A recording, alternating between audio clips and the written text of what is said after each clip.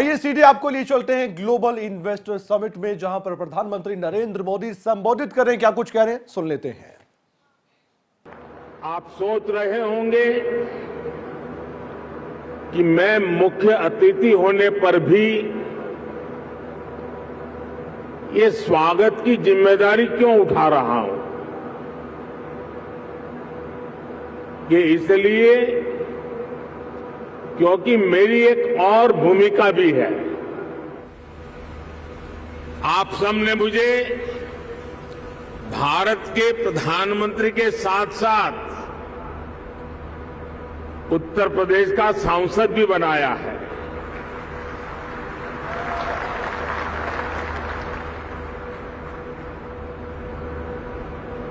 उत्तर प्रदेश के प्रति मेरा एक विशेष स्नेह है और यूपी के लोगों के प्रति मेरी एक विशेष जिम्मेदारी भी है।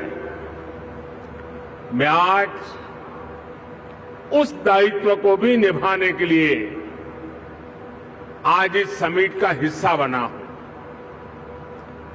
और इसलिए मैं देश विदेश से यूपी आने वाले आप सभी इन्वेस्टर्स का अभिनंदन करता हूं, स्वागत करता हूं। साथियों, उत्तर प्रदेश की धरती अपने सांस्कृतिक वैभव, गौरवशाली इतिहास और समृद्ध विरासत के लिए जानी जाती है। इतना सामर्थ्य होने के बावजूद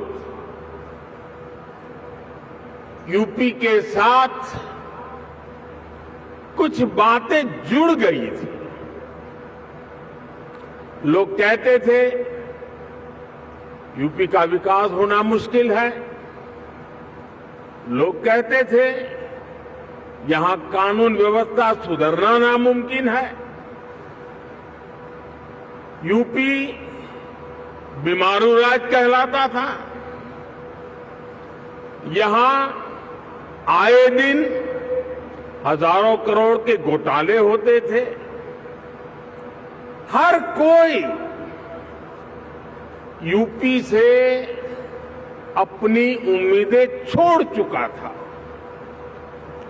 लेकिन सिर्फ 5-6 साल के भीतर यूपी ने अपनी एक नई पहचान स्थापित कर ली है और डंके की चोट पर कर दी है। अब यूपी को सुशासन से, गुड गवर्नेंस से पहचाना जा रहा है। अब यूपी की पहचान बेहतर कानून व्यवस्था, शांति और स्थिरता के लिए है।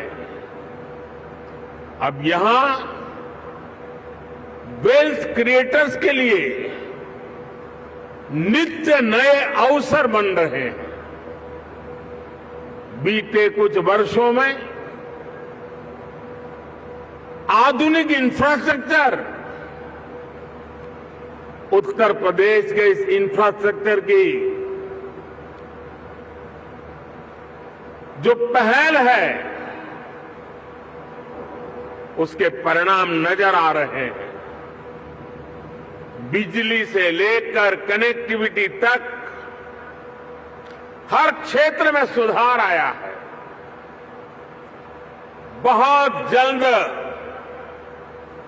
यूपी देश के उस इकलौते राज्य के तौर पर भी जाना जाएगा जहां 5 इंटरनेशनल एयरपोर्ट है।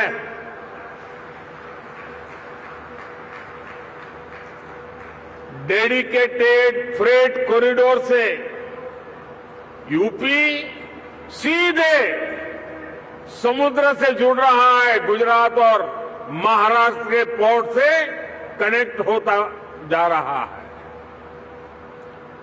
इंफ्रास्ट्रक्चर के साथ साथ यूपी में सरकारी सोच और अप्रोच में ईज ऑफ डूइंग बिजनेस के लिए सार्थक बदलाव आया है। साथियों, आज यूपी एक आशा, एक उम्मीद बन चुका है। भारत अगर आज दुनिया के लिए ब्राइट स्पॉट है तो यूपी भारत के ग्रोथ को ड्राइव करने वाला एक अहम नेतृत्व दे रहा है। साथियों, आप सभी इंडस्ट्री के दिग्गज यहां हैं। आप में से अधिकतर को एक लंबा अनुभव भी है। दुनिया की वर्तमान स्थिति भी आप सभी से छुपी नहीं है। आप भारत की इकोनॉमी के आज के सामर्थ्य और यहां के मैक्रो और माइक्रो इकोनॉमिक फंडामेंटल्स को भी बहुत बारीकी से देख रहे हैं। आखिर पैंडेमिक और वॉर के शॉक के बाहर निकलकर भारत फास्टेस्ट ग्रोइंग इकोनॉमी कैसे बना है? आज दुनिया की हर क्रेडिबल वॉइस ये मानती है कि भारत की अर्थव्यवस्था ऐसे ही तेजी से आगे बढ़ती रहेगी। आखिर ऐसा क्या हुआ कि वैश्विक संकट के इस दौर में भारत ने न सिर्फ रेजिलियंस दिखाया बल्कि रिकवरी भी उतनी ही तेजी से की। साथियों, इसके पीछे सबसे बड़ा कारण है भारतीयों का खुद पर बढ़ता भरोसा, खुद पर आत्मविश्वास। आज भारत के यूथ की सोच में, भारत के समाज की सोच और एस्पिरेशंस में एक बड़ा बदलाव देखने को मिल रहा है। आज भारत का हर नागरिक ज्यादा से ज्यादा विकास होते देखना चाहता है। वो अब भारत को जल्द से जल्द विकसित होते देखना चाहता है। भारत के समाज की एस्पिरेशंस आज सरकारों को भी पुश कर रही है और यही एस्पिरेशंस विकास के कार्यों में भी गति ला रही है। और साथियों, मत भूलिए कि आज आप जिस राज्य में बैठे हैं उसकी आबादी करीब 25 करोड़ है। दुनिया के बड़े बड़े देशों से भी ज्यादा सामर्थ्य अकेले उत्तर प्रदेश में है। पूरे भारत की तरह ही आज यूपी में एक बहुत बड़ी एस्पिरेशनल सोसाइटी आपका इंतजार कर रही है। साथियों, आज भारत में सोशल, फिजिकल और डिजिटल इंफ्रास्ट्रक्चर पर जो काम हुआ है उसका बड़ा लाभ यूपी को भी मिला है। इस कारण आज यहां समाज सोशली एंड फाइनेंशियली बहुत अधिक इंक्लूसिव हो चुका है, कनेक्टेड हो चुका है। एक मार्केट के रूप में भारत अब सीमलेस हो रहा है। सरकारी प्रक्रियाएं भी सरल हो रही है।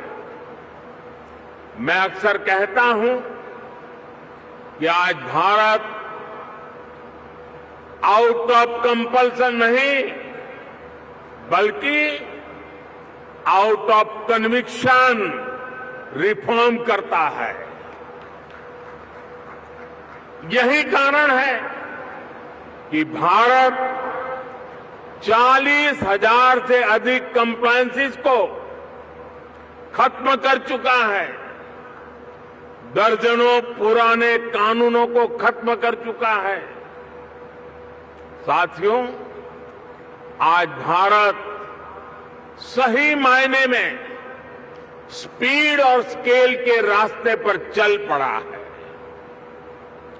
एक बहुत बड़े वर्ग की बेसिक जरूरतों को हमने पूरा कर लिया है, इसलिए वो एक लेवल ऊपर की सोचने लगा है, आगे की सोचने लगा है। यही भारत पर भरोसे का सबसे बड़ा कारण है। साथियों, कुछ दिन पहले भारत सरकार का जो बजट आया है, उसमें भी आपको यही कमिटमेंट साफ साफ दिखेगा। इंफ्रास्ट्रक्चर पर रिकॉर्ड खर्च आज सरकार कर रही है और हर वर्ष इसको हम बढ़ा रहे हैं। इसलिए आज आपके लिए इंफ्रास्ट्रक्चर में इन्वेस्टमेंट के नए मौके बन रहे हैं। आज आपके लिए हेल्थ, एजुकेशन, सोशल इंफ्रास्ट्रक्चर में इन्वेस्टमेंट के भी अनेक अवसर हैं। ग्रीन ग्रोथ के जिस रास्ते पर भारत चल पड़ा है, उसमें तो मैं आपको विशेष रूप से आमंत्रित करता हूं। इस वर्ष के बजट में 35,000 करोड़ रुपए तो हमने सिर्फ एनर्जी ट्रांजिशन के लिए रखे हैं। ये दिखाता है कि हमारा इरादा क्या है। मिशन ग्रीन हाइड्रोजन हमारे इसी इरादे को बुलंद करता है। इस बजट में इससे जुड़ा पूरा इकोसिस्टम विकसित करने के लिए अनेक कदम उठाए गए हैं। इलेक्ट्रिक मोबिलिटी की ट्रांसफॉर्मेशन के लिए एक नई सप्लाई और वैल्यू चेन हम विकसित कर रहे हैं। साथियों, मुझे खुशी है कि नई वैल्यू और सप्लाई चेन विकसित करने के लिए यूपी आज एक नया चैंपियन बनकर उभर रहा है। परंपरा और आधुनिकता से जुड़े उद्योगों का, एमएसएमईज का एक बहुत ही सशक्त नेटवर्क आज उत्तर प्रदेश में वाइब्रेंट है। यहां भदोही के कालीन और बनारसी सिल्क है, भदोही कारपेट क्लस्टर और वाराणसी सिल्क क्लस्टर भी, और उसकी वजह से यूपी भारत का टेक्सटाइल हब है। आज भारत के कुल मोबाइल मैन्युफैक्चरिंग में 60% से भी ज्यादा मोबाइल अकेले उत्तर प्रदेश में होता है। मोबाइल कंपोनेंट की सबसे ज्यादा मैन्युफैक्चरिंग भी यूपी में ही होती है। अब देश के 2 डिफेंस कॉरिडोर्स में से एक यूपी में बन रहा है। यूपी डिफेंस कॉरिडोर पर तेजी से काम चल रहा है। आज made in India defence equipments की डिमांड निरंतर बढ़ रही है। भारतीय सेना को भी हम अधिक से अधिक made in India defence system, defence platforms देने के लिए प्रतिबद्ध है और इस महान काम का नेतृत्व इसी लखनऊ की धरती के हमारे कर्मवीर राजनाथ सिंह जी संभाल रहे हैं। ऐसे समय में जब भारत एक वाइब्रेंट डिफेंस इंडस्ट्री का विकास कर रहा है तो फर्स्ट मूवर एडवांटेज आपको जरूर लेना चाहिए। साथियों, उत्तर प्रदेश में तो डेयरी, फिशरीज, एग्रीकल्चर और फूड प्रोसेसिंग सेक्टर में अनेक संभावनाएं हैं। फल और सब्जियों को लेकर उत्तर प्रदेश में बहुत डायवर्सिटी है। एक ऐसा सेक्टर है जिसमें अभी भी प्राइवेट सेक्टर की हिस्सेदारी बहुत सीमित है। आपको जानकारी होगी कि फूड प्रोसेसिंग के लिए production link incentive PLI scheme लेकर हम आए हैं। इसका लाभ आपको जरूर उठाना चाहिए। साथियों, आज सरकार का ये प्रयास है कि इनपुट से लेकर पोस्ट हार्वेस्ट मैनेजमेंट तक एक आधुनिक व्यवस्था किसानों के लिए बने।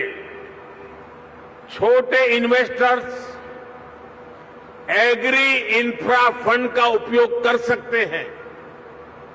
इसी प्रकार देश भर में एक बहुत बड़ी स्टोरेज कैपेसिटी विकसित करने के लिए बजट में हमने प्रावधान किया है। ये भी छोटे निवेशकों के लिए बहुत बढ़िया मौका है। साथियों, आज भारत का बहुत अधिक हमारा फोकस क्रॉप डाइवर्सिफिकेशन पर है। छोटे किसानों को ज्यादा साधन देने और उनकी इनपुट कॉस्ट घटाने पर है। इसलिए नेचुरल फार्मिंग की तरफ हम तेजी से बढ़ रहे हैं। यहां यूपी में गंगा के किनारे दोनों तरफ 5 किलोमीटर क्षेत्र में नेचुरल फार्मिंग शुरू हो गई है। अब इस वर्ष के बजट में हमने किसानों की मदद के लिए 10,000 बायो इनपुट रिसोर्स सेंटर बनाने की घोषणा की है। ये नेचुरल फार्मिंग को और अधिक प्रोत्साहित करेगा। इसमें भी प्राइवेट एंटरप्रेन्योर्स के लिए इन्वेस्टमेंट की अनेक संभावनाएं हैं।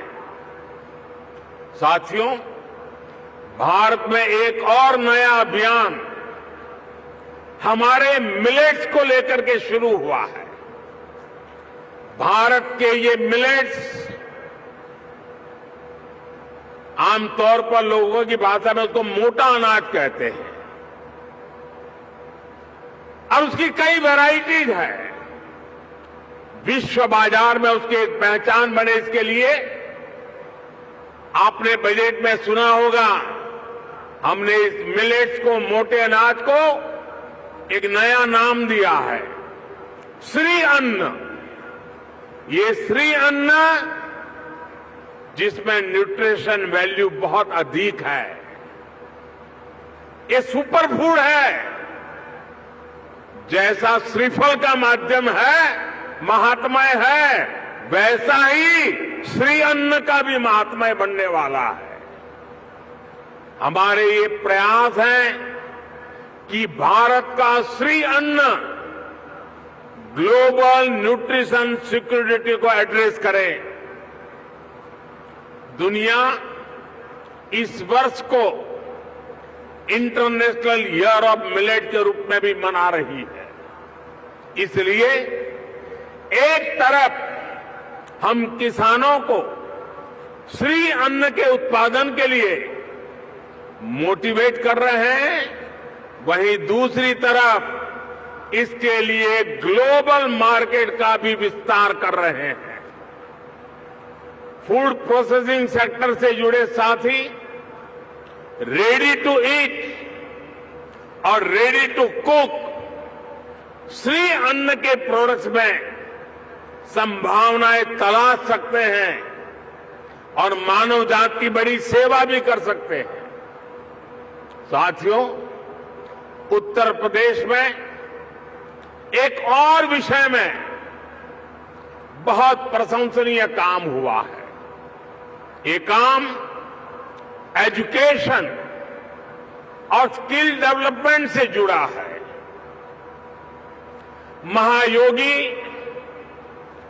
गुरु Gorakhnath Ayush university, Atal Bihari Vajpayee health university, Raja Mahendra Pratap Singh university, major Dhyan Chand sports university, ऐसे अनेक संस्थान अलग अलग स्किल्स के लिए युवाओं को तैयार करेंगे। मुझे बताया गया है कि स्किल डेवलपमेंट मिशन के तहत अभी तक यूपी के 16 लाख से अधिक युवाओं को अलग अलग स्किल्स में ट्रेन किया गया है। यूपी सरकार ने पीजीआई लखनऊ, आईआईटी कानपुर में आर्टिफिशियल इंटेलिजेंस से जुड़े कोर्सेज भी शुरू किए हैं। और मैं जब अभी आ रहा था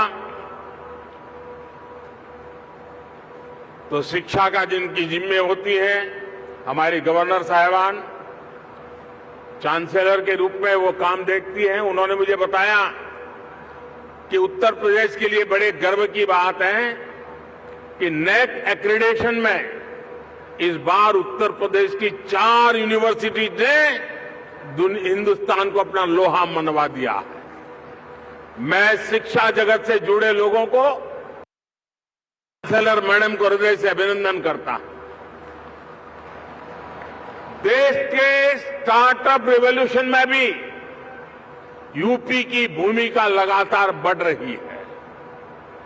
आने वाले कुछ वर्षों में 100 इंक्यूबेटर्स और 3 state of the art centres को स्थापित करने का लक्ष्य यूपी सरकार ने रखा है। यानी यहां आने वाले इन्वेस्टर्स को टैलेंटेड और स्किल युवाओं का एक बहुत बड़ा पूल भी मिलने जा रहा है। साथियों, एक तरफ डबल इंजन सरकार का इरादा और दूसरी तरफ संभावनाओं से भरा उत्तर प्रदेश, इससे बेहतर पार्टनरशिप हो ही नहीं सकती। ये जो समय है इसको हमें गंवाना नहीं चाहिए। भारत की समृद्धि में दुनिया की समृद्धि निहित है। भारत के उज्जवल भविष्य में दुनिया के उज्जवल भविष्य की गारंटी पड़ी है। समृद्धि की इस यात्रा में आप सबकी भागीदारी बहुत ही महत्वपूर्ण है। ये निवेश सबके लिए शुभ हो, मंगल हो, इसी कामना के साथ इन्वेस्टमेंट के लिए आगे आए हुए देश और दुनिया के सभी इन्वेस्टर्स को मैं अनेक अनेक शुभकामनाएं देता हूं और उत्तर प्रदेश के एमपी के नाते मैं आपको भरोसा देता हूं कि उत्तर प्रदेश की आज की सरकार, उत्तर प्रदेश की आज की ब्यूरोक्रेसी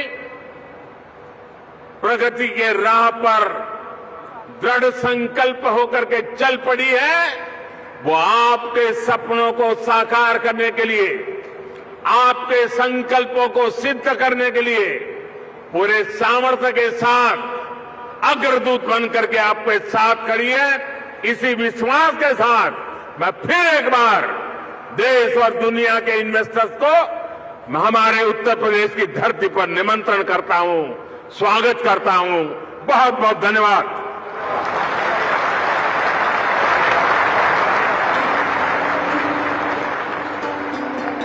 बहुत बहुत धन्यवाद माननीय प्रधानमंत्री जी। प्रधानमंत्री नरेंद्र मोदी को आपने सुना और विस्तार से हमने उनका संबोधन आपको सुनवाया। निमंत्रण दिया उन्होंने अपनी ओर से और अभिवादन स्वीकार करते हुए इस समय की तस्वीरें सीधे आप देख सकते हैं लखनऊ से, जहां पर ग्लोबल इन्वेस्टर्स समिट चल रहा है। उद्घाटन हो चुका है और उद्घाटन भाषण भी था प्रधानमंत्री नरेंद्र मोदी का और पीएम मोदी की ओर से कई बातें कही गई है। दुनिया की वर्तमान स्थिति किसी से छिपी नहीं, प्रधानमंत्री नरेंद्र मोदी ने ये बात कही। और देखिए, आप जो ग्लोबल लीडर हैं उनसे आह्वान किया गया कि आप इन्वेस्ट कीजिए यूपी में, और खासियत यूपी की बताई गई है।